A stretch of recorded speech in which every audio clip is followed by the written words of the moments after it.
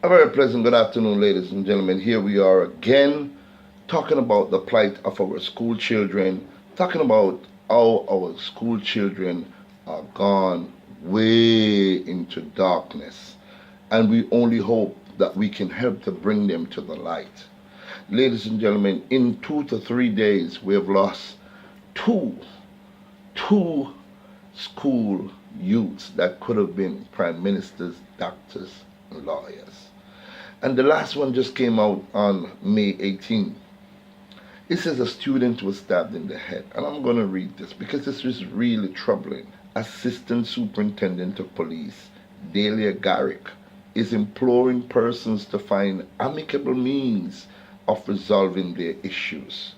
This comes after a student of the Queen's School was stabbed in the head at the Halfway Tree Transport Center on Tuesday.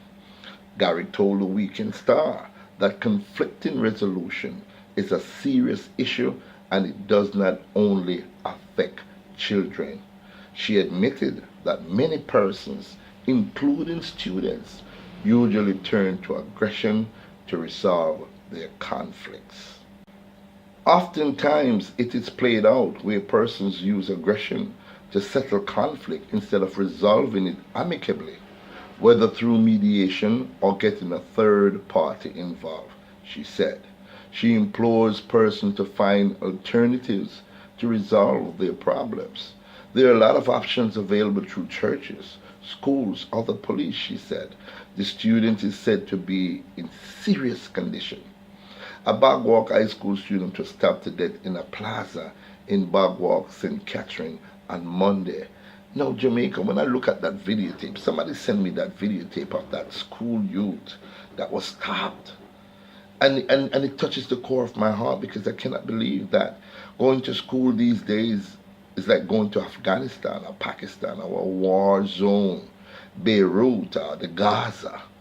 It makes me wonder where our children are going to when they say they're going to school. There's so much guns and knives in our school system. It's unbelievable.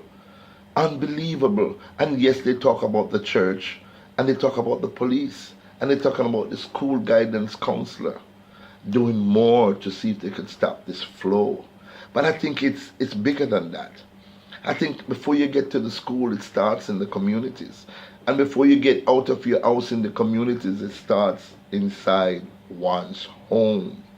I think, and I keep saying this in many of my vlogs, that the government should use some of the money in social intervention.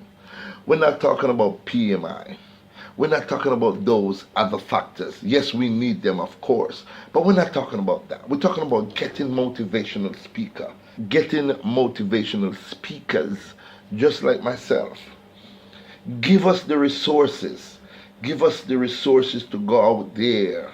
I'm not afraid. I'll volunteer my time because I know these youths, they're not just going to look at you and kill you like that. I'm telling you. These youths are not just going to just see a person walking down the street that means them good and hurt them. So something is definitely wrong. Something is definitely wrong. We have to start looking also at our food.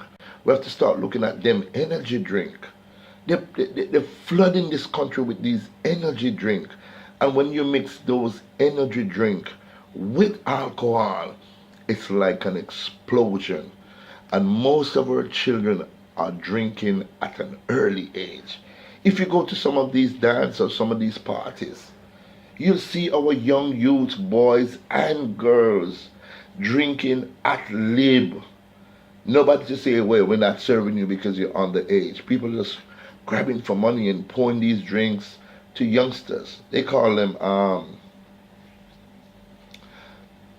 special. Yeah, you can get a special for $100 or $150. A special is most of the time a shot of white rum, a shot of white overproof rum, and then this energy drink. Now, when you look at most of these energy drinks, you can see it. You cannot see what you're drinking. They're in very dark bottles. Yes, you'll see it when you pour it out, but then after it is mixed up, it comes out looking like piss. I'm telling you. But we don't know what it looks like before you shake it up. So we don't know what's in these dark bottles, these bottles that are messing with our kids. I listened to Muta Baruka the other day, ladies and gentlemen. And Muta Baruka make a lot of sense when he said, I am not going to play a song or a tune that will not generate a positive energy among our people. That's what he said, the long and short of it. He's not going to play a song that does not generate positive energy. I'm not against the music. I am a musician. I'm also a record producer.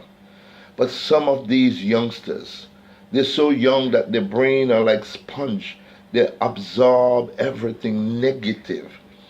And what they do, ladies and gentlemen, they carry out those negative action amongst their peer. Children are hurting children.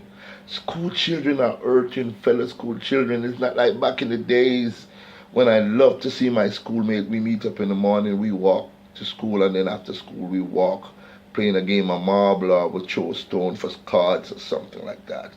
Oh, I long for those days.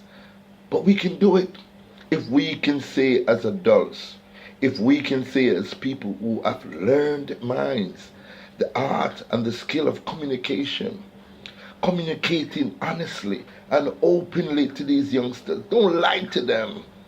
Be a friend, be a motivator, be a guidance to some of these kids. Most of us as adults fails to do that. And I can understand, because I said this many times. Most of them are saying, boy, Big Stone, we mean great. We mean good. We mean good for these people.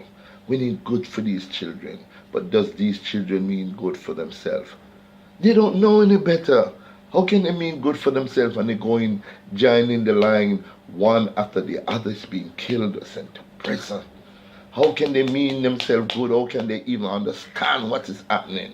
So it is our duties as adults to make sure that we go and do what we must do to help bring these youngsters. I don't want to hear an adult tell me, boy, oh, them you they can't tear me in a Big Stone, them animal, them, you know. They were kids before.